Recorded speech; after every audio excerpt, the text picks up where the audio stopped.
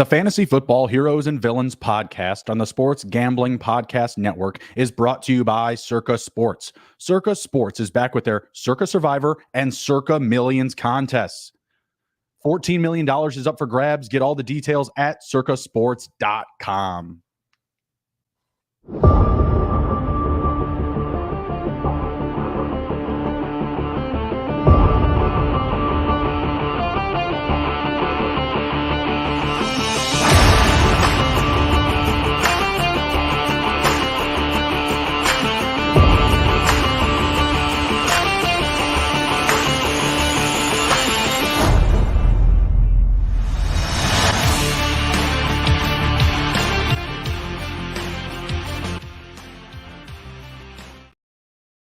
D-Gens assemble. Welcome back to Fantasy Football Heroes and Villains. I am your host, Justin Bruni. Joining me as always is my co-host and partner, Mr. Andrew, the TD King, Raub.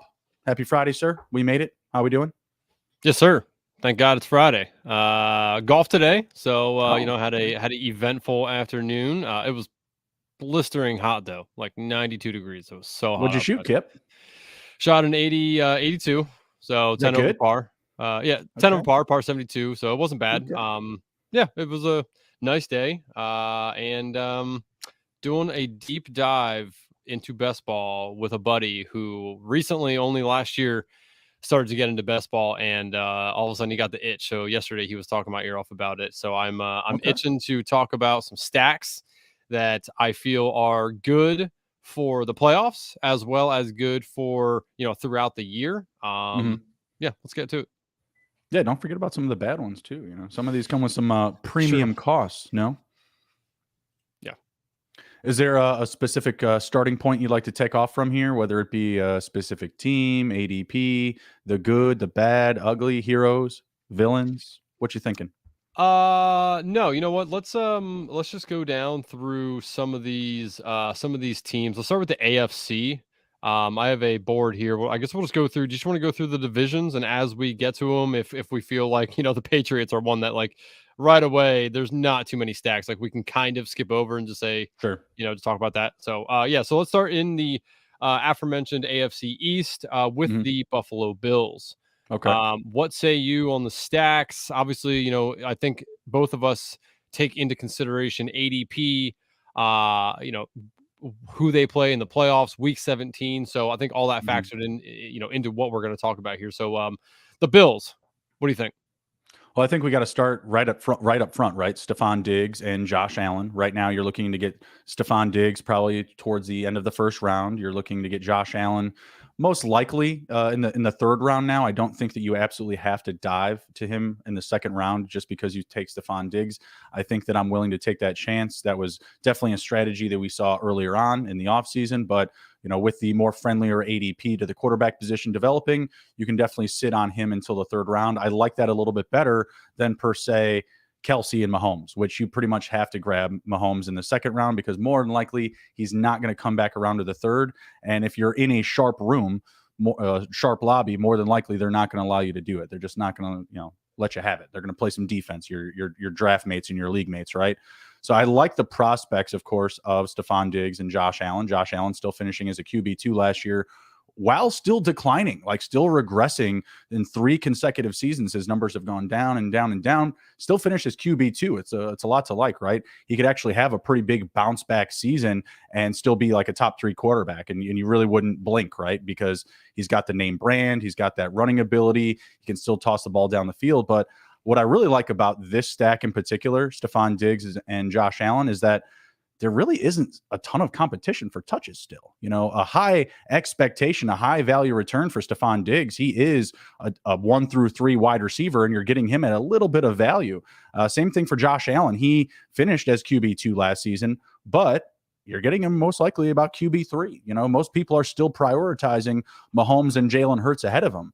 And I feel like with the emergence of Damian Harris in this offense, I think that a lot of us, including yourself, are more comfortable saying, hey, you know what? Josh Allen may run a little bit less. He may have a little bit less exposure to maybe touchdowns in the red zone. It seems like they want to get more of like a bully type of approach between James Cook and Damian Harris. Still, like I said, a lot to like here. I think it's fairly priced. And again, when you're looking at like the top stacks, it looks just a little bit more friendlier, in comparison to say Kelsey Mahomes, like I'd mentioned, Jalen Hurts, and AJ Brown. I think it's on par with Jamar Chase and Joe Burrow. You're getting Joe Burrow probably another round or two after Josh Allen. So I'd say it's like, as far as like the price goes, it's one of the more equitable stacks to start with that I think that you can find premium returns. I do think that it is a premium stack. I don't believe that Gabe Davis, Dalton Kincaid, Dawson Knox, Khalil Shakir, or any members of the running game are really going to threaten Stephon Diggs from having 150 plus targets this season. Yeah, I mean, this is definitely a viable team to stack. They play New England week 17, so not the prime matchup. It is in Buffalo, so that is nice that it's at home. But as we know, Buffalo does get some weather, get some snow, so there's potential for this game to be a more low-scoring game. As far as stacking, though, I mean, you don't really have to pay a lot outside of Josh Allen and Diggs. That's Diggs is one, Allen third round. Next person that you're going to draft from here, that you want to stack for a pass catcher, anyways, Gabe Davis, who I believe is going in like the seventh round. Yeah, seventh round here. Then you got Dalton Kincaid in the 11th round, and Dawson Knox, which again, that's just absurd to me that Dawson Knox is going after Dalton Kincaid. Dawson Knox, 14th round. So very viable options here. And of course, you can definitely stack it with the Patriots because there's not too many people that are, clamoring to take all the Patriots. So it's an easier stack. They also play Dallas and the Chargers week 15 and 16. Those are nice games to stack as well. So I would say the Bills are probably somewhere in the B plus to A minus range for premium stacking ranking for me. No, I think it's a very good situation. Like I said, especially if you fall into that territory of kind of what you feel like, at least, after you've paid your $25 and the draft has started and you're just like, oh, I got the 7th or 8th pick. You know what I mean? Like you're kind of sitting like in that weird kind of territory in the middle. And you land on Stephon Diggs. I definitely think that coming back around and getting Josh Allen is going to behoove you. It's going to bring some positive results this season, as it's brought many others in years prior. So I like the situation there. My only concern, like I would be for any top draft pick, is health. Right? I mean, any of those guys in the first round, if they dud on health, you're not going to be looking good.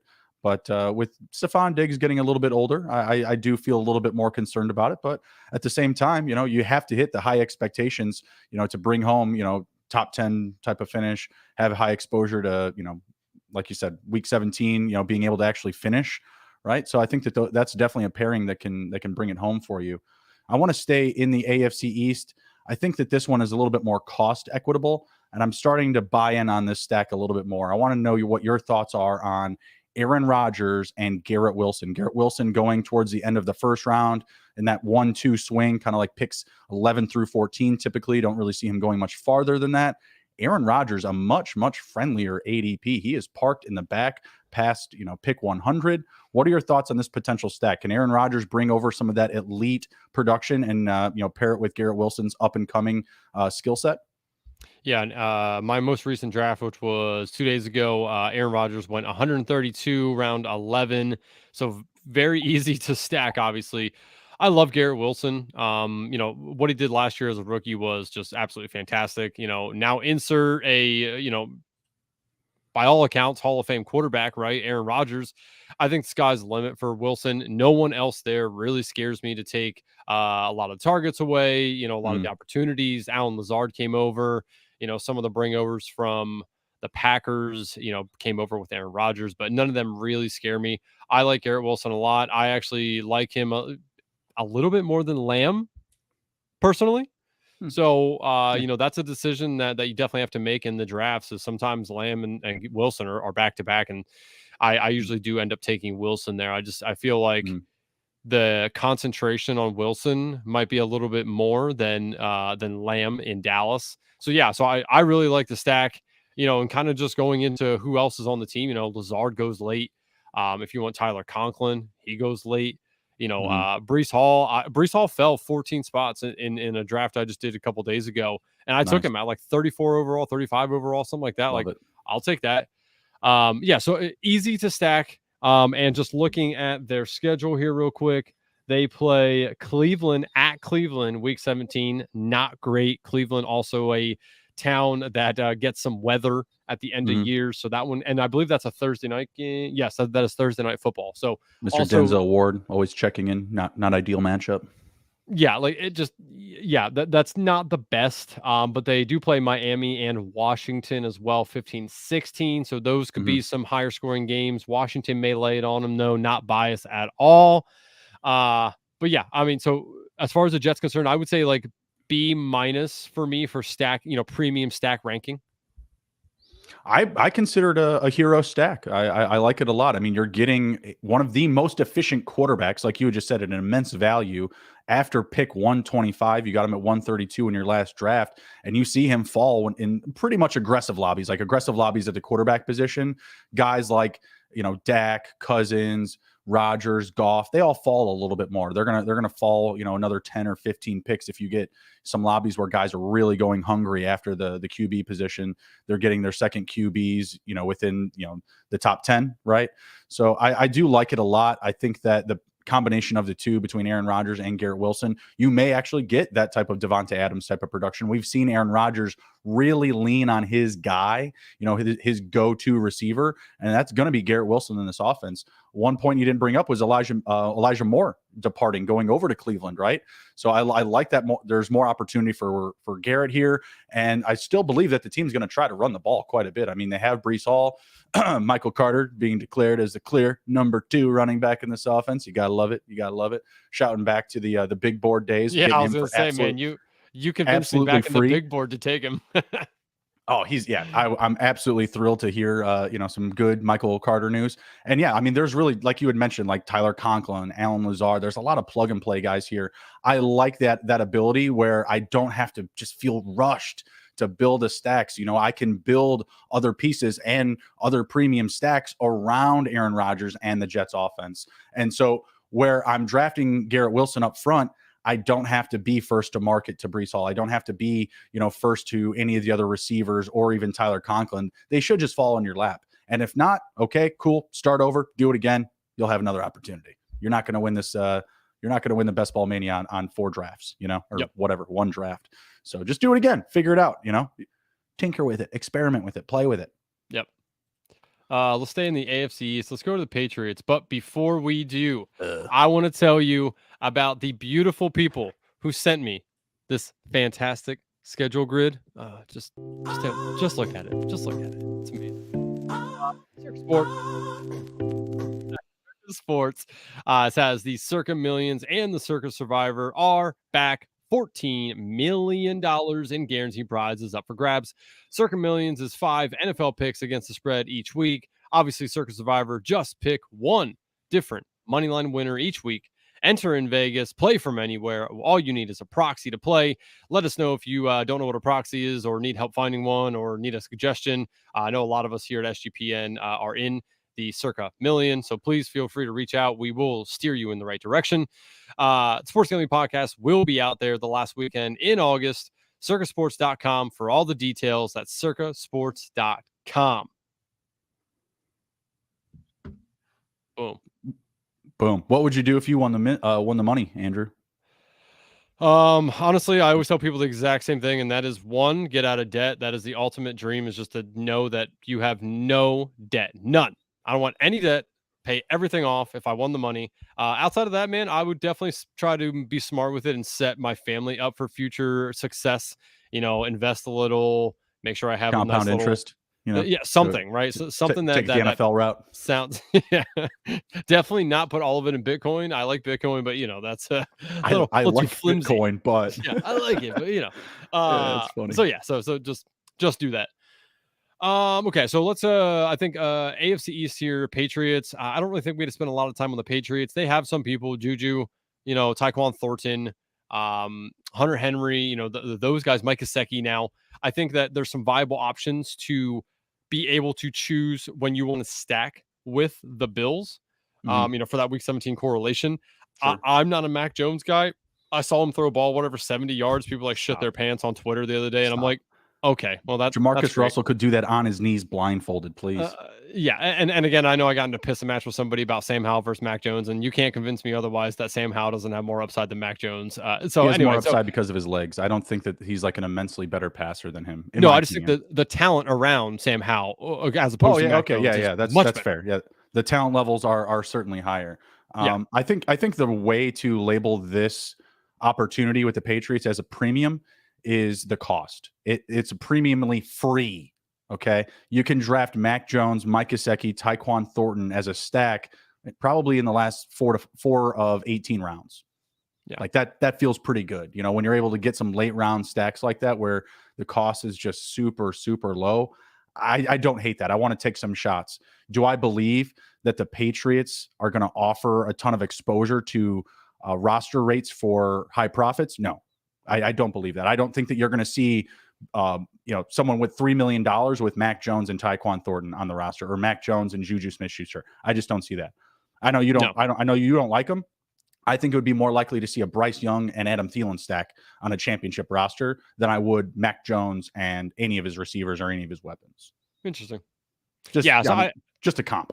Yeah. The only player on the Patriots I've really actually won is Ramondre. That's the only player I actually target. Sure. Everyone else, if they fall in the right spot, whatever. But yeah, it's not somebody I'm targeting. So what's the highest potential outcome for Mac Jones? Can he actually clip 25 plus passing touchdowns? I don't think so. I would say no. I think the over-under for Trevor Lawrence, if I remember correctly, is 26. So that does not give me confidence Mac Jones is going to be anywhere near 25. No. His number should probably be closer to like 19 and a half. If you find a 25 out in the wild for Mac Jones, you let me know. We are going to go rob a bank and put all of it on the under, because that under's hitting. I'm going to be coming out with some underdog over-under bits here. And look out for those. I'm really liking the numbers. I can't do the fucking pick'ems.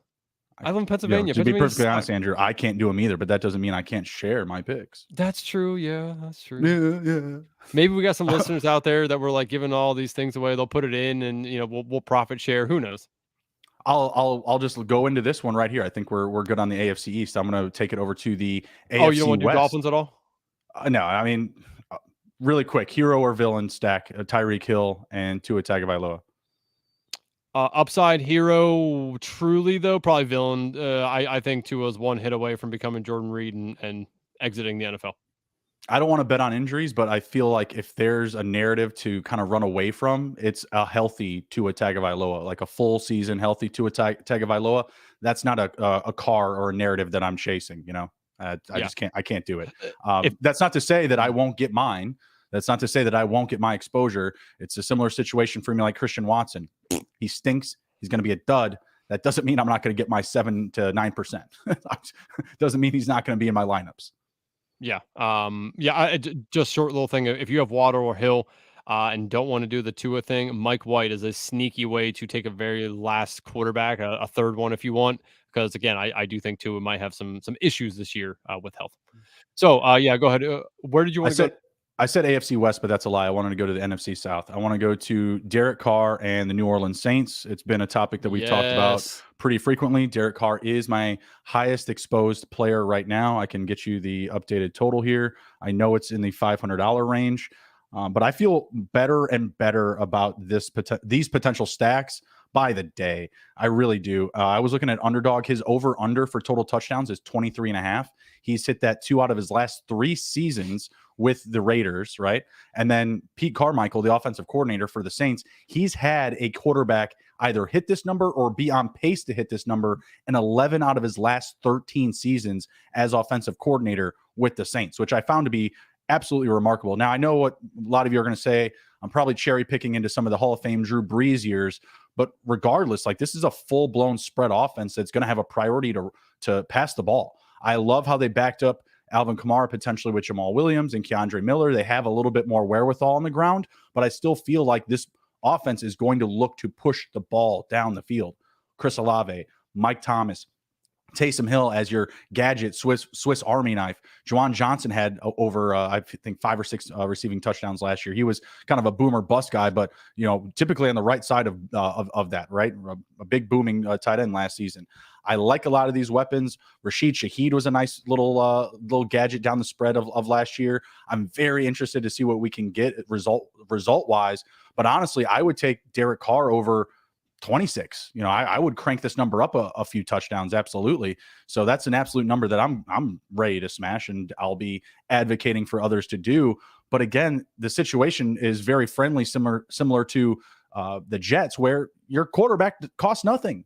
You're getting a potential top 10 QB, in the depths of the grouping here. Let me try to pull up where I have him as my exposure. And I just want to get your thoughts on the situation. I know that you and I and Davis talk every now and again about the old naked car approach, partial nudity car, what have you.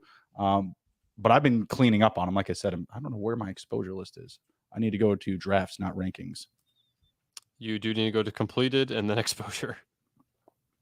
Oh, Derek Carr is my second with 16% drafted, right behind Trevor Lawrence. $607, 27.8%. Woo, that's a lot. And that is, I guess it's number 2 behind Devin Singletary. Chip boy. I took him on that last episode with you, me, and Kramer. Yep. I love the Saints this year. Second easiest schedule. No outdoor games after week 5, up until week 17, which is at Tampa Bay. So another warm game outside. I wonder if I can pull it up in my notes, because I put that in my notes for that pick for his total. And I wanted to say it was like 13 of all games are played indoors. 13. So let's see. Week 1, indoors. Week 2, outdoors. 3 outdoors. 4 outdoors. 5 outdoors. And then 6 through 16 are all indoors. And then at Tampa Bay, week 17, which again, you get a more warmer weathered climate for week 17. So, yeah, I mean, 13 of 17 is the answer. Yeah. Yeah. Indoors. Yeah. Insane. And I looked up numbers too. Like, Derek Carr isn't amazing indoors. It's not like that we're saying like, oh yeah, they're going to play indoors, so Derek Carr will be great, and therefore the offense will be great. He has some familiarity from this last season. But predominantly before that, the Raiders were playing outside before Vegas. So most of the games in his career have been played outdoors. So when you look at his splits, like, you're not going to look at dome stats and be like, oh wow, Derek Carr's a cheat code inside football, right? Like, that's not the case. What we're going to be talking about here is just the fact that he has a safer floor because he won't be in situations of bad weather. He just gets to avoid those type of, plummet scenarios, like the anti-spike weeks, right? Yeah, he may have some down weeks, but majority of them will be in a dome if he has them.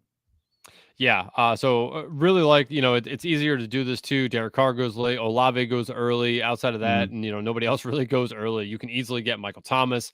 Pick your poison of Alvin Kamara, Kendry Miller, Jamal Williams.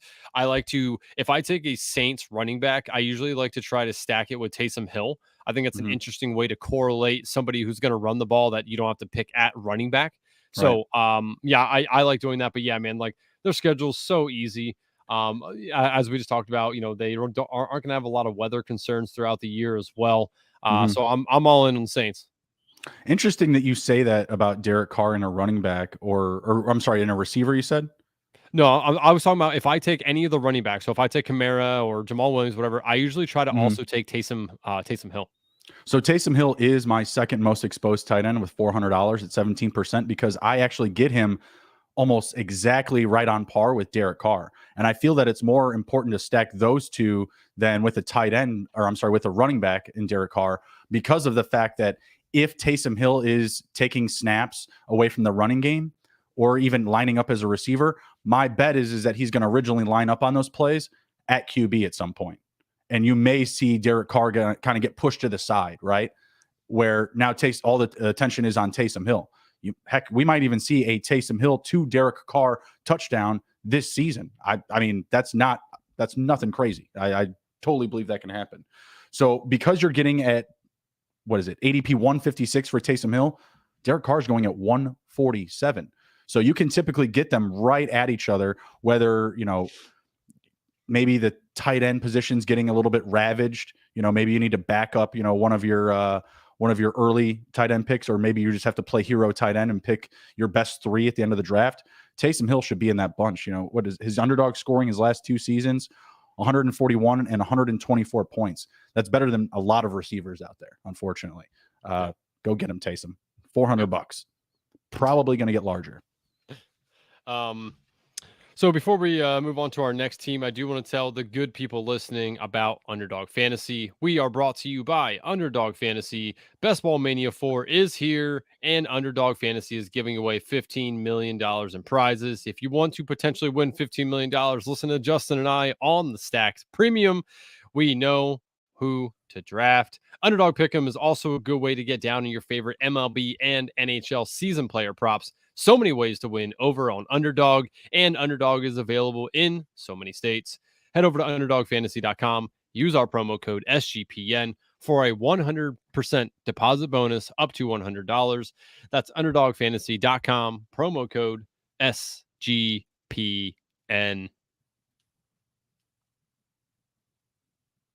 Okay, and we're back. Party on, Andrew. You want to stay in the NFC South, or you want to move on? What are your thoughts let's go to the South real quick here, because I think a couple of these teams. So I'm going to lump Falcons and Panthers together, and this is why is they both also have very easy schedules. Panthers 7th easiest, I believe, and the Falcons are the 4th. Both of them, have easy to obtain stacks. The Panthers more so than the Falcons, obviously. Falcons, you want to get Pitts in London. You don't necessarily need to take Ritter. I don't think you necessarily have to. Because I don't know why you wouldn't. You get Desmond Ritter in the last round. He goes undrafted in the majority of drafts. So why wouldn't you? Well, correct. But so what I've also noticed with some of these, and not so much Desmond Ritter, it's more Kenny Pickett and some of these other guys. But sometimes when I take their stacking options and I go to take them, they get sniped for me. And then you have their wide receiver, their tight end, whoever, and then you don't actually get the quarterback. So it's not that I don't think that you should do it, because again, I mean, like, why not? I just don't think that you have to. Like, these are two teams that I don't think you necessarily have to stack the quarterback with. But yeah, so they both have easy schedules. I like the Falcons players obviously more, but the Panthers are interesting in the fact of their wide receivers. There's not one guy I would consider the true number one there. I like taking Terrence Marshall a lot at the end of drafts. I think he has more upside than Thielen. Thielen's on the wrong side of 30. I think he has more upside than DJ Chark. Why am I blanking on somebody else that they have? Who is it? Oh my God, I'm like blanking on the other guy. Oh, Mingo. Yes, thank you, Jonathan Mingo. Yes, Mingo is interesting as well. That's somebody I don't mind taking the. I don't mind taking the shot there, but you can easily take Young in the draft as well. Like, both these teams, super easy to. These are like secondary stacks on my teams that I like getting. Like, especially if I go with like the Bills or the Chiefs. Like, one of these other guys that I'm gonna need to spend some capital on drafting. I don't mind taking like these teams in the NFC South as teams that I know I can back up stack and just have some sort of correlation at the end of my drafts. So Panthers and Falcons, definitely interesting. What say you on both those teams? Anything in particular that you like to look out for in these drafts? I prefer the Falcons, to be honest. And I do have a fair amount of Desmond Ritter. While we're talking about high exposure, I just said Derek Carr, number 1. Number 2, Desmond Ritter, $500. And that's because he's absolutely free. I feel that he will be a riser, and at some point, you're probably not going to be able to get him ahead of, I don't know, we'll say not behind round 16. I think he could go up to round 15 or 14 or so once they get a little bit more hype in camp. You get a little bit more positive news coming out of either training camp or the preseason. I do think he's someone that will be a riser. It's kind of similar to like Carson Wentz. I was drafting Carson Wentz in the big board, right? I get him in the last round. I get him for absolutely free. It's the big board. I want to be a little bit more unique because we don't have rookies, involved in that draft, right? And at some point, he'll get added on a team, and he probably won't go in the last round. But that's the only time that I'll be able to get him in the last round. So I like the value that I'm getting from him now. I do see like I said, the possibility for him to climb. But when I'm looking at the other weapons, Drake London, Kyle Pitts, I'm all about it. You say Terrace Marshall. I like taking Matt Collins. We've talked before about his run blocking ability. Run blocking keeps you on the field. It gets you more snaps. And I could get, an extra 2 to 3 spike weeks out of a guy that's just existing on the field. So I like that lineup. Go ahead. Oh, no, I was just going to answer Jamie here. So Jamie put, don't forget the other guy that came from the Jags, the gimmicky wide receiver. Can't remember his name. No, he's talking about Visca. Oh, I ouch. forgot about my own fucking favorite player. I love Laviska Shenault. Laviska is with the Panthers, yeah. Yeah, I just, man, I can't. Ah, God, Visca kills me. He's so good with the ball in his hand, and nobody has fucking utilized him like that. It infuriates me, and that's probably why I just like have taken him out of my mind, is because I know if I remember him, I'm gonna take him a lot, and I just don't think it's gonna happen for him. I really don't. This is a guy I wish would go to the Chiefs right now. Go to the Chiefs. Why? He Another would be gadget guy? so good with Patrick Mahomes, man. This dude is electric with the balls in hand. Yeah. Kadarius Go watch Toney him. supposed to be so good. Sky Moore supposed to be so good. Rashi Rice supposed to be so good. No one knows, dude. Love Visca. Ah, damn it. Oh, Visca. Yeah, anyway, so any love for the Bucks at all? Anything that you want to add on to there? I did see today potential Tom Brady coming back, maybe. Shut the front door. And Antoine Winfield said that he believes that the Bucks organization have been reaching out to Tom Brady for a potential return out of retirement. Isn't he like just part speak, owner of the but Raiders now? Like, he can is. you do that? Can you do that? I mean, why not? Right? I I mean, guess like oh, pick up the playbook too and just like fire the OC, you know? yeah, that's true. I'd like to transition to another team, and because of some recent news that just came out, let's go talk about the Cincinnati Bengals. Joe Burrow. Joe Mixon has restructured his contract and will be staying with the Cincinnati Bengals. I think that is ADP very gonna good. climb. Yes, I was just going to say, I think it's very good for the team. I think that's very bad for his ADP because ADP is going to come up. I'm very glad that I've been taking Joe Mixon at his current ADP because it is going to climb, I believe.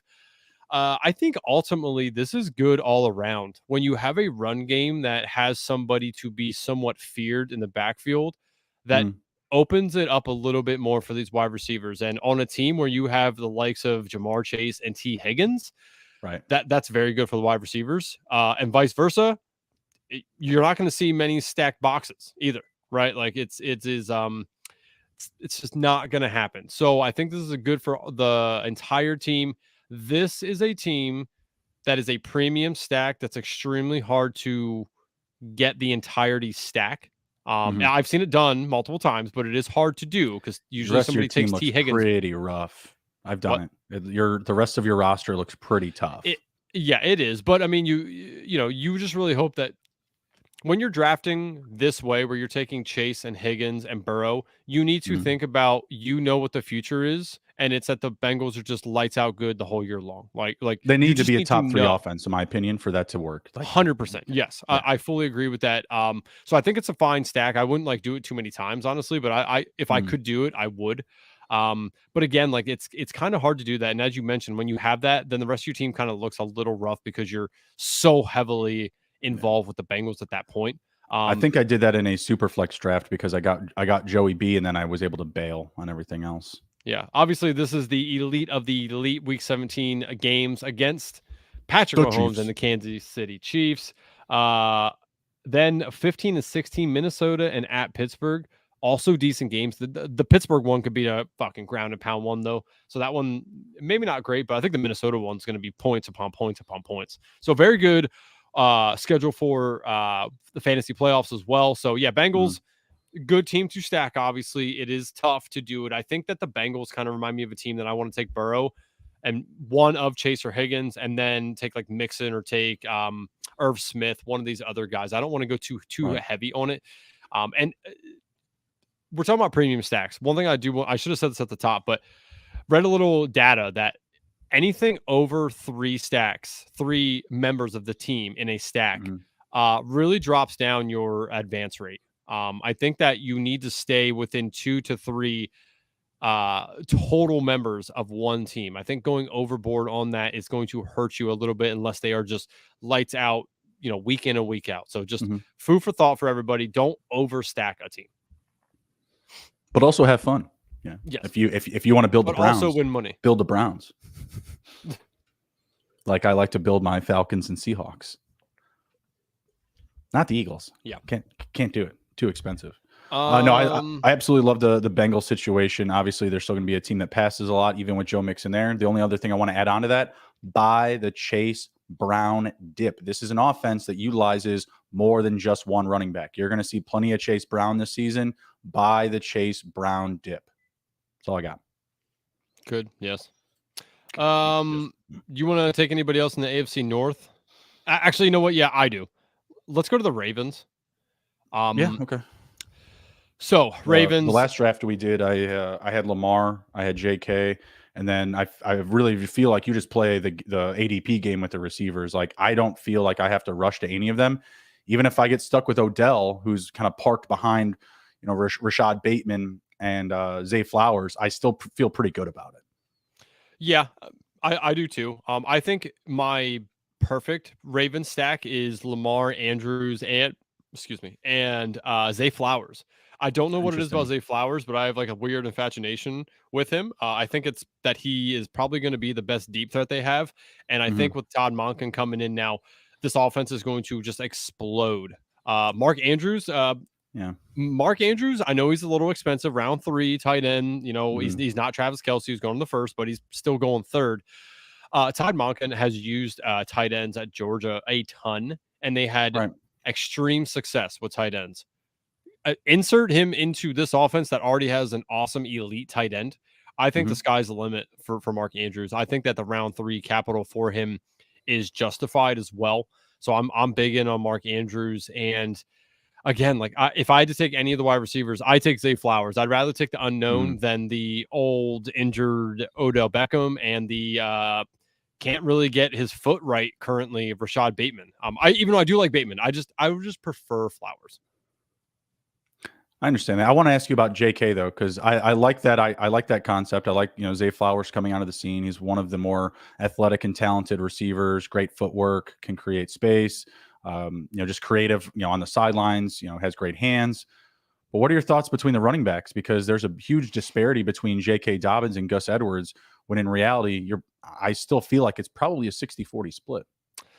Yeah, I have a lot more Gus Edwards than I do, but that's just because of how late he goes. And, I usually try to build 0 RBs. And that's a guy I like to target back there because of what I think his upside is in this offense as well. But I did read something the other day that if J.K. Dobbins is good, like we thought he was coming in, now he's a year removed from being injured. This is the year he'll break out if he's as good as we thought he was, because of how good the offense is going to be. That made me I just can't believe that his breakout, quote unquote, would have been. It's going to be more impactful this season than it would have been with Greg Roman, our offensive coordinator, who is a run first OC. I think the thought process is that if they don't score all their long touchdowns, if they're not getting in the end zone, kind of like the Lions did last year, JK's going to have that role, probably a 55-45 split with Gus. And that's just going to help because I think he's going to get a lot of the work in between the 20s, I believe. And then in the red zone, it's going to kind of be a split between him and Gus. So I think the thought is there's going to be a good offense that may not score all those long touchdowns. And then there's going to be short field to score touchdowns. And that's going to be, probably not a lot of Lamar because they don't want to get Lamar killed. Like just like Josh Allen, like I don't think he's going to run as much either. So, that's kind of my thought process on that. So I want to break into kind of like my take on the Monken offense here and how it's going, how his JK offense, going 5th round, by the way. That's too expensive. That's climbing. It used to be a little bit cheaper, a couple rounds for sure.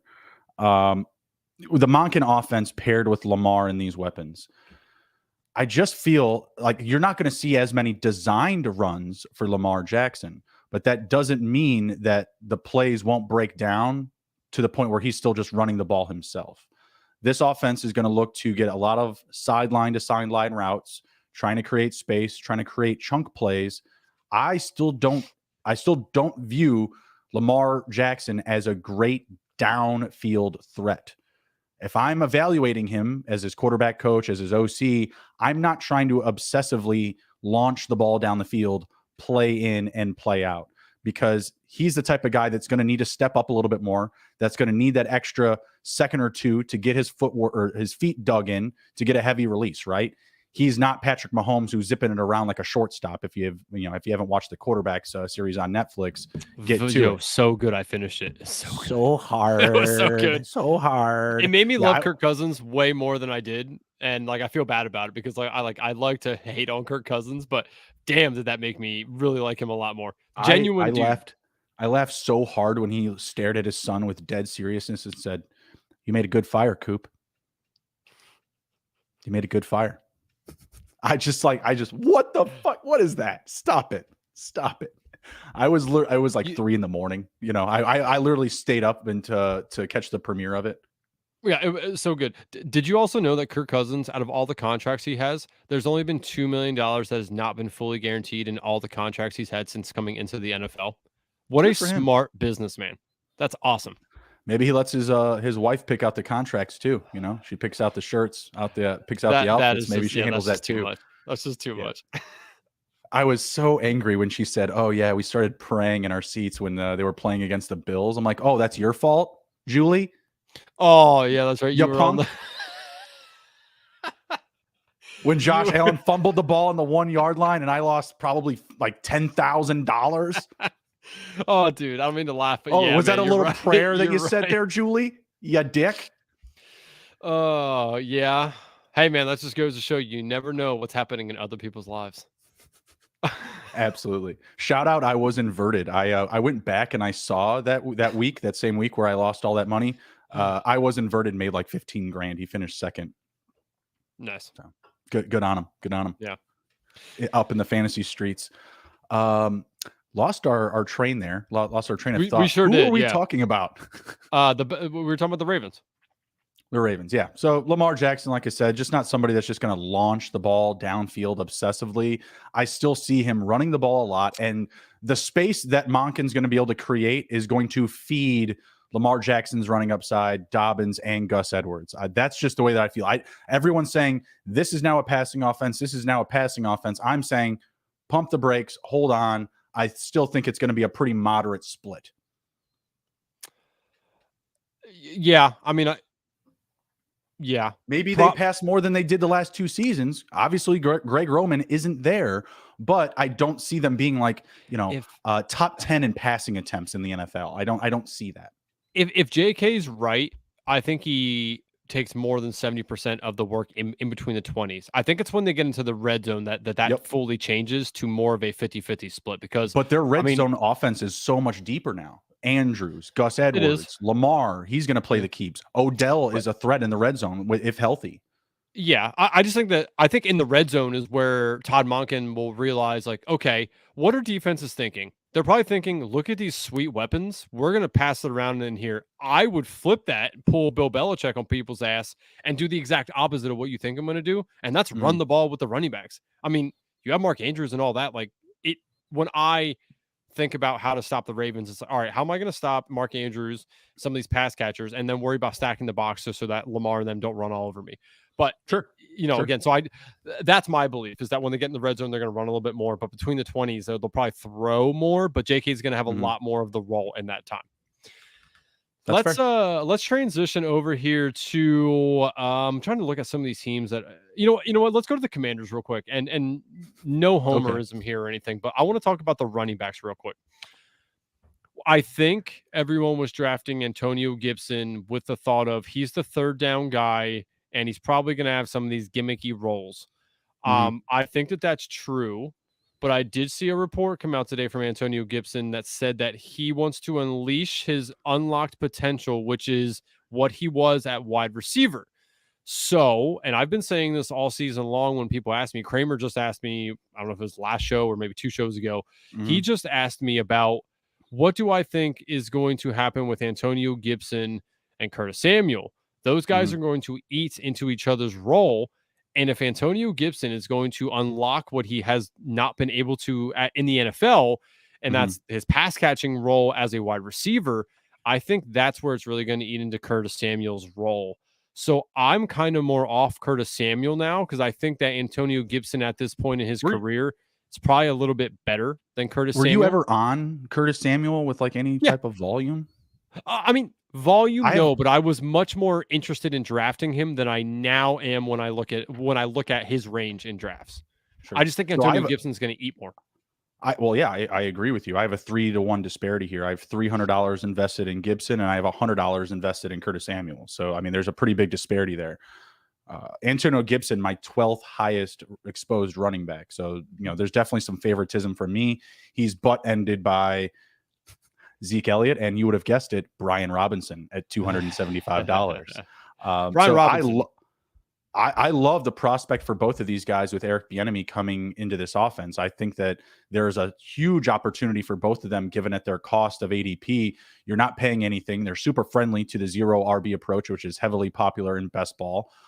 I think that both of them could have a handful of spike weeks. And when I say a handful, I mean both of them could have 5 to 6 plus spike weeks. Yeah, I have Brian Robinson at 16% drafted in BBM, and I have Antonio Gibson at 13% as well. So you and me and Gibson are exactly the same. Except for I'm a little bit less exposed to B Rob. I have 12.2 and 13.3. Yeah, I mean, again, I think Brian Robinson has a lock on the red zone targets. Sorry, the red zone carries. Yeah. Yep. So I think that's where he's going to excel this year. Potential 10 touchdown guy is that if this offense takes any step forward with Eric Bieniemy and Sam Howell now kind of running the shit here, I think that they have more upside for scoring touchdowns. And I do think Brian Robinson really has a good shot to get to 10. Yeah. So anyway, long story short, I like both these guys. Brian Robinson, I think I favor slightly more in Underdog because of it being half point PPR. But if you're drafting on DraftKings right now, I would be way more in on Antonio Gibson. I'm equally high on both. They just have two separate roles. So when I'm looking at drafting them, I'm looking at, what do I need right now? Like, have I shored up my exposure to running backs who catch the ball? Do I need someone with more of a red zone presence, like a Brian Robinson or a Damian Harris, kind of a similar ADP? I think Harris is still going a little bit after him. So I like both of what they can do. Now, talk to me about how you're stacking them, though. Like, are you bringing Sam Howell into the picture? Or are you just looking to kind of draft this team without the quarterback? I think it's a pretty good example of another team where you can do that, where you can grab Terry McLaurin, very friendly ADP, grab both those running backs. And, if you're really hurting at tight end, you can grab Logan Thomas with your second to last pick or last pick. Sam Howell is currently my 5th most exposed quarterback. He's my first by far in the big board. I cooled down a little bit when I got into Best Ball Mania because I was so hardcore on Howell in the big board. He was going free. I still going pretty free as well in this, but yeah, like this is a good team to stack. Because I think they're going to be behind in probably a majority of their games. So they're going to need to throw the ball a little bit more. Sam Howell's a little bit sneaky athletic. It's easy to stack these guys. You can get the entire team if you really want. Obviously, I don't recommend doing that. I think it's fine taking both Terry and Dotson.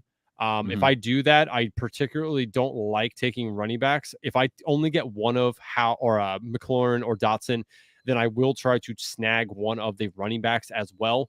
And most recently that I've taken Sam Howell in the last couple drafts, I have been taking Logan Thomas as well. There is a large upside because of what Eric Bieniemy brings from Kansas City and what he did with Travis Kelce. I'm not saying that Logan Thomas is anywhere near as athletic as Travis Kelce. Do not get me wrong. But if he's going to have a role in this offense like Travis Kelce did, as long as he stays healthy, he could have a really good year. He'll definitely return on investment at where he's going by far. So I think it's a free option for you to have a double-digit touchdown guy in this offense that's going undrafted in majority of drafts. Yeah, I can respect that. The only argument I have to it, and you and I have had this discussion before, is that I think that Terry McLaurin takes on that type of role. Yes, Eric Bieniemy has had success at the tight end position because he was working with literally the best tight end for the past 8 seasons. He's been the tight end 1 for 7 out of his last 8 seasons, right? Yeah, so I think it's the player, not the scheme. I'm kind of going the opposite direction. Yeah, exactly. Not to keep drowning you guys in the quarterbacks docu-series, but when I was kind of reminiscing, when Patrick Mahomes was taken out and they had Chad Henne come in, still had Chad Henne getting shit done, just keeping it simple, right? And I just feel like the playbook for Eric Bieniemy And we also kind of saw like the creativity that will probably follow Eric Bieniemy from his exposure to being around Andy Reid, being around that type of presence that puts the players first. Hey guys, let's be creative. Let's let you guys, kind of do the dictating for the day. I do think that those philosophies, follow him to a point. And I just feel that you're going to get a very creative and different type of usage from Terry McLaurin. Like Terry's already been QB proof, but now he's with one of the better, offensive minds in the NFL that's been exposed to Andy Reid, high caliber, winning and success and a lot of offensive production. I just feel like it's going to be a great match for Terry McLaurin. Like I feel like he gets that big boom role for the offense. And maybe I'm wrong. Maybe it is just, he's unlocking with Logan Thomas. Maybe it's just a complete tight end thing. And that's going to be Eric Bieniemy's career, is unlocking tight ends, until he's out of the NFL. But until then, I'm going to keep riding with just like the best talent. Like even when you were looking at, Tyreek Hill when he was there, Tyreek had a huge role, right? I just don't know if I see another receiver on this roster that has that every down ability to go out there and make a big play. Jahan Dotson could be that guy, but he seems more boomer bust dependent. He doesn't feel, or touchdown dependent because he's boomer bust. He doesn't feel like someone that I'm going to trust on every down to go make me a grab. He still feels like, he can miss, where Terry McLaurin just, man, if he's getting the targets, if he's getting 150 targets in this offense, I've been telling you, I think that he can be a top 5 guy this year. It's a very sneaky quote unquote premium stack because Terry's cheap, the running backs are cheap, and you're starting QB the last 3 rounds. I know he's going ahead of Desmond Ridder, but he's going, around that Mac Jones territory, probably around 16. Hold on. I was going to pull that up real quick. I was trying to, but my Underdog's like trying to not load for whatever reason here. Let's see. My last draft, he went, I think it was round 17, if I remember here. Here, let's see. Okay, finally loaded. God. He went around 16. Yeah, middle of round 16. Yeah. Sam Howell ahead of Brock Purdy, CJ Stroud, and Mac Jones right behind Kyler Murray. Interesting. I don't hate it. I mean, obviously people are going to be pretty different right now. I think that as that clears out, you definitely still see Kyler Murray ahead. I'm trying to think. I still think that Sam Howell will maintain favorability over Mac Jones. I just think that we're going to need to see a lot. Mac Jones is still like splitting all that time with Bailey Zappi last year. It can't leave a good feeling or taste in people's mouths. Mm-hmm. Yeah, no, I agree with that. But no, it's a premium stack based on cost. It's, and it's outside, booming production. Like there's an outside chance this offense could explode. We need to hit, every checkbox for sure, like every threshold for that to be the case. I think Terry McLaurin is going to be the biggest part of that. Because like I said, I think just Eric Bieniemy is going to find and identify his guys in the offense. To me, it's Terry and Gibson, at least as far as like splash playability, guys that can go off for big chunks. Those are the 2 guys that I'm looking at the most. If you want high upside, like touchdowns, for sure, you're going after Logan Thomas and Jahan Dotson and B Rob. But if you're asking me to bet on who's going to score double-digit touchdowns in that offense, I think that Brian Robinson's probably the odds favorite. But I'm going to chase Terry. It would be a career season for him. I think the most he's had is maybe 6-7 receiving touchdowns in a season. He's the guy that I would still put my money on to bring home 10+. Okay. Yeah. No, I don't disagree with that whatsoever. What do we probably got? 2 more teams? You want to do one from each conference? Talk to me about Dallas. Hate on them. Never any good things to say about the Dallas Cowboys, Andrew. Yeah, I know. You put me in a predicament here because I hate the Cowboys, but I do think there's value in some of their players. I think Brandon Cooks might be a little bit more involved. He's kind of getting overlooked right now. I don't hear a ton of people talking about Brandon Cooks. Yep. I think he's a good value at where he's going because I think that he's can take over the deep role for them, which can be valuable in this offense. Now, are they going to play boomer ball a little bit? I think Mike McCarthy's a dope, and I don't think that them getting rid of Kellen Moore is going to help. Kellen Moore allowed them to rank towards the top every year in average speed of play. Like they just they played fast. Now he's went to the Chargers and they aren't going to have that fast-paced offense, I don't think, anymore. So their number of plays may come down a little bit. That's a little concerning.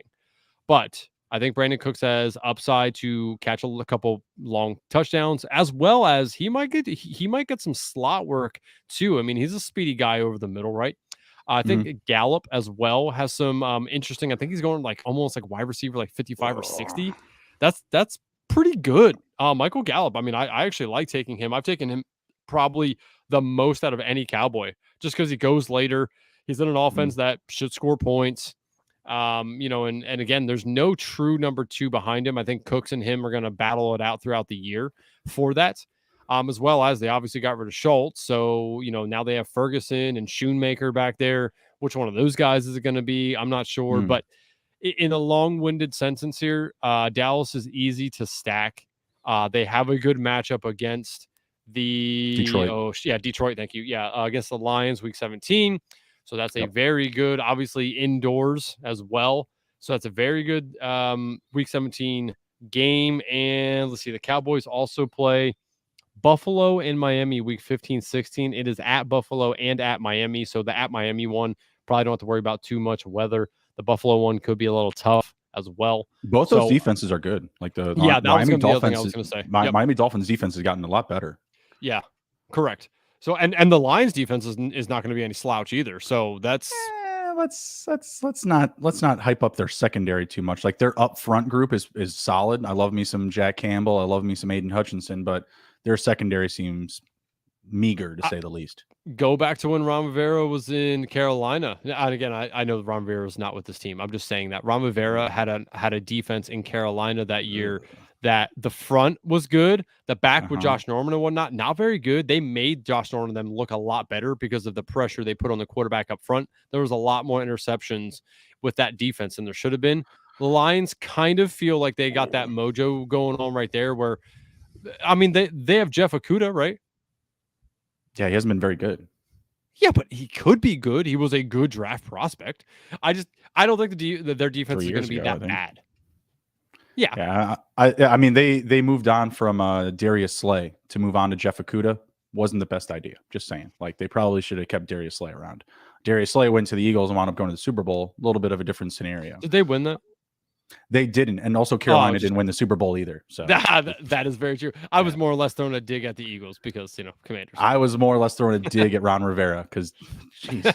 Yeah, Ron Rivera. Yeah, this is the man who put in Wentz last year. So, yeah, I was gonna say I can't go through like that long of someone saying like positive things about Ron Rivera. The last time I have anything positive to say about him, he was coaching the Bears. He was their defensive coordinator. So, not a good taste left in my mouth, I reckon. With Dallas, I like the situation quite a bit. I mean, I have Dak is my third highest QB exposure. They play a lot of good defenses. Who's that? Dallas. Okay, great. Hopefully they'll have to throw a lot then. Could be great. Remember, Dak Prescott tied for the lead for interceptions in the NFL after missing 5 games? Still finished with 213 points last season, missing how many games? Yeah, that is true. This year, Giants defense, middle. And only 15 of them were recorded because he came back, I think, the last week. Yeah. I don't know, man. They play a lot of tough defenses. Here, just simple yes or no's. Giants, if the defense is good. Giants. Dallas. Oh, I'm sorry. I'm like, who do I prefer, or if they're having a good defense or not? Just tell me if you think the team I tell you is who they're playing. Do you think that they're good? Okay, yeah. Jets. Above average. Arizona, we're not even going to go there. They suck. Spike week. Yeah, New England. Average. Wow, I expect them to be better than that. No, I do not. I think that their offense puts them their defense in a very bad scenario consistently. When you have a bad offense and your defense is always on the field, it's hard for your defense to consistently look good. But they generally rank towards the top in scoring defenses. They're a great defense at turning the ball over. That's fine. So 4 touchdowns, 1 interception that game. Cool. Dak Prescott is great at turning the ball over as well. So that could be a fucking 4 interception game. Okay, so I'll give it to you. What they're middle of the pack, you'd say? Average. Okay. San Francisco. Elite. Chargers. Average. Someone's going to get hurt, buddy. Someone's going to get hurt. Who you think the elite defenses are. Chargers are good defense. Okay. Elite defenses are 49ers and the Eagles. That's who I would say are probably that go under elite. Keep going with the list. We can get to this after. Go ahead. Okay. Rams. Average or less than average. Okay. Philadelphia. You just said elite. Elite. Giants again. So middle of the road. Average. Carolina below average. Average. Wow. You said they're okay. I'm below average. I mean that's like a high expectation thing, but yeah, I'd say average still. They have a good front seven. Washington. Average to above average. They have their weeks. They have their moments, but I would say that because of their lack of consistency, they're average. Seattle. Average or below average. Below average. They've had a lot of takeaways last year. Wow. Okay. All right. Philadelphia again, obviously. That's just a matchup where I think you can see a ton of points. Seattle and Dallas. Yeah. Potentially, yeah, but Seattle has a good defense. Let's see. So then they play Philadelphia again, and then at Buffalo. Yeah, Buffalo's typically above average, but that game in general is just not ideal because it's probably played outdoors and it's the weather's not going to be great towards the end of the season. At Miami, good defense. Yeah, I'd say above average right now. Yeah, and then Detroit, which I know you don't think so. When we did this exercise, you only told me a handful of ones that you thought would be below average. Mm-hmm. So let's say, but I also can grab a handful of those games and see quote unquote shootouts, high scoring games, because I think that the Dallas defense also kind of similar to your Commandos. They can have some big weeks. They lack consistency. They can have a lot of takeaways as well. When your defense is good and gets takeaways, what happens? You get easy touchdowns. You get a short field, right? So I think that there's a handful of those weeks in store for Dallas as well. But because they have such a good defense, I feel their roster is balanced. They're going to be in a lot of games. They're not going to be out of games. This is not a team that's going to be sitting studs at the end of the game. You know what I mean? If they're playing from behind, great. That's what I want. And the big focal point for me in attacking this offense, I didn't even get to my receivers. You cut me off when I said Dak is my third highest QB. I have Brandon Cooks as my, fifth? 1, 2, 3, 4, 5, and CeeDee Lamb as my 7th. So I'm backing it. They got to sign a running back. And if they don't, then I'm going to be rich. If they sign Zeke or they sign another Boulder to maybe steal away some red zone touches, I might be in some trouble. But I feel that this offense is going to have to pass a lot more. You have Tony Pollard coming back from injury. Malik Davis is his backup. Ronald Jones is his backup. And they have Deuce Vaughn. Where's the ball going to go? You mentioned between Brandon Cooks and Michael Gallup, for the number 2. I don't see it as close. I look at Michael Gallup and I look at Brandon Cooks and I say, who is a more talented receiver? And all of my votes are going to Brandon Cooks. Every one of my votes is going that way. I'm not even giving Michael Gallup a look.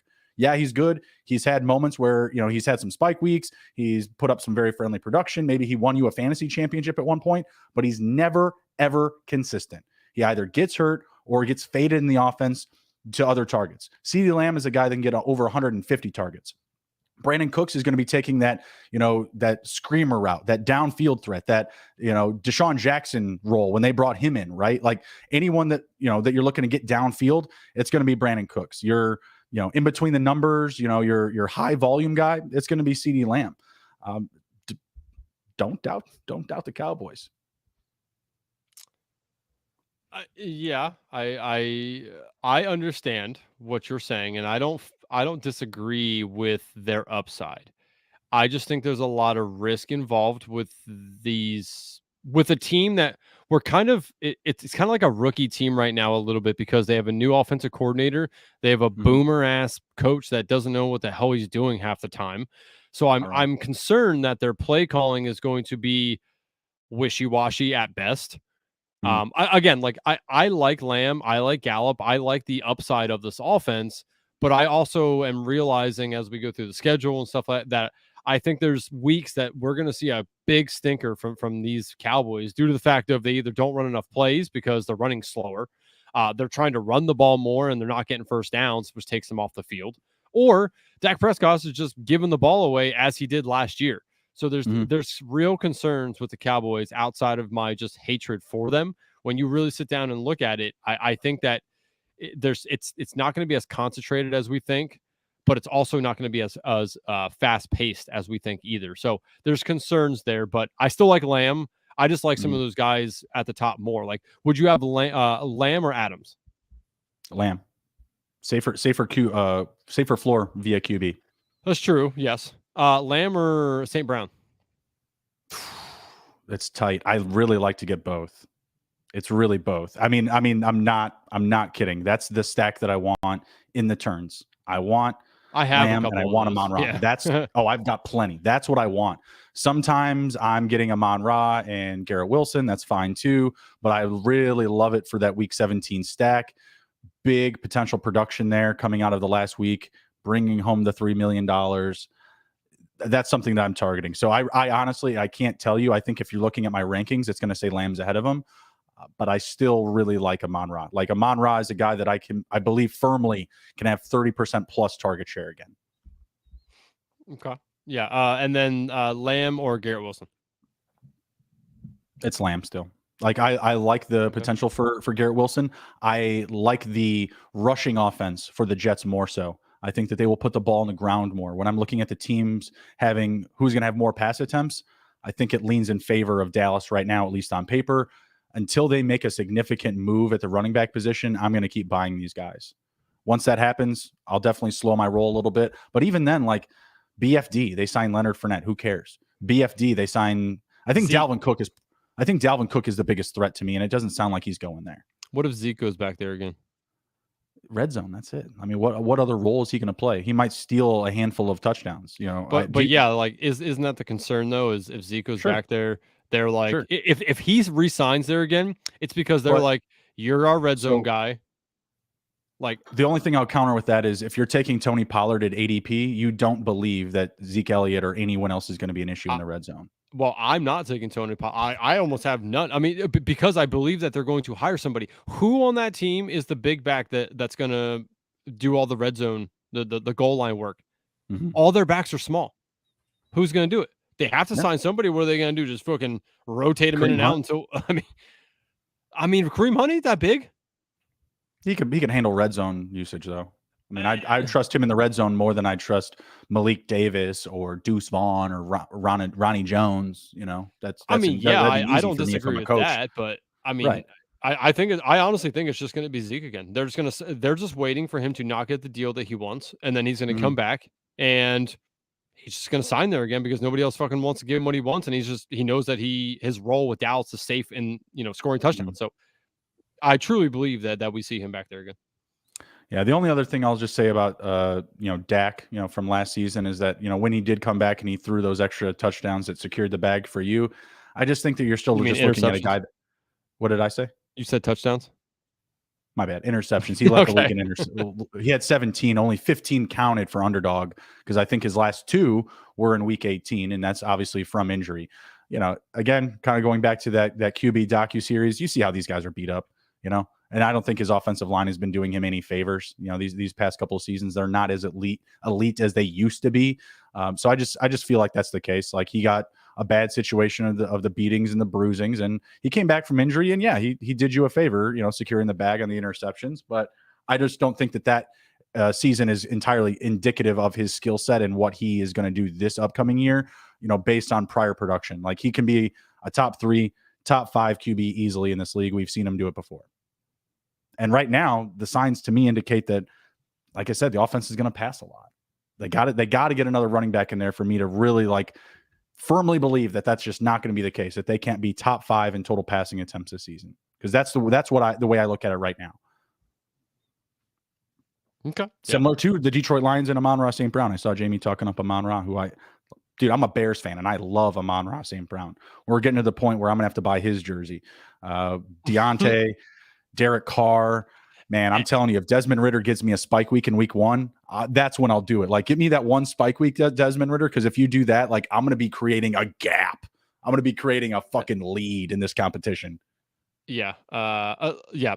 Love St. Brown. I agree with you. Any man that keeps a list of all the wide receivers that were drafted in front of him to remind him how many were drafted in front of him is just elite in my book. That's an elite mind fuckery right there, where he looks at it daily. That's awesome. I was just before we wrap it up here, I was coming back to the Chargers defense. It actually does look pretty decent, their linebacking core, but I do not like their D line. Morgan Fox, Austin Johnson, Sebastian Joseph Day, maybe Nick Williams gets mixed in there. I mean, their linebacker core is great. I mean, yeah, I mean, obviously they're going to be playing a 3-4, so you have Khalil Mack and Joey Bosa on the edge. But man, like, I'm not saying I don't want people to be burned by Khalil Mack. I love Khalil Mack. I still have the Bears jersey in my closet. Okay, both of those ends just get hurt, man. They like Bosa and Mack have just been constantly injured these past few seasons, backed up with Eric Kendricks and Kenneth Murray. I like Kenneth Murray a lot. He's probably the guy that I like most in this. But Eric Kendricks, he's another year older. He's a guy that can play in pass coverage, but like his days of being like an elite tackler to me are starting to fade more and more. And honestly, in their secondary, I like some of these guys, but J.C. Jackson, another guy that likes to get hurt. Derwin James, another guy that loves to get hurt.